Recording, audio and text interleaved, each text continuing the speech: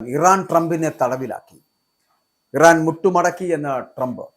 ഇറാനുമായിട്ടുള്ള സമാധാന കരാർ ഉടൻ ഉണ്ടായേക്കുമെന്ന് അമേരിക്കൻ പ്രസിഡന്റ് ഡൊണാൾഡ് ട്രംപ് പറഞ്ഞു വെക്കുമ്പോഴും യുദ്ധക്കളത്തിൽ കനത്ത തിരിച്ചടി നേരിട്ടതോടെ ഇറാൻ ഭരണകൂടം സമാധാന ചർച്ചകൾക്കായിട്ട് അമേരിക്കയ്ക്ക് മുന്നിൽ ഇരക്കുകയാണ് എന്ന് ട്രംപ് അവകാശപ്പെടുമ്പോഴും ഒന്നും തീർന്നിട്ടില്ല, ഇപ്പോഴും യുദ്ധം അവസാനിച്ചിട്ടില്ല എന്ന് പറയപ്പെടുന്ന തരത്തിലേക്ക് ഇറാൻ കുതിച്ചു വരുന്നു.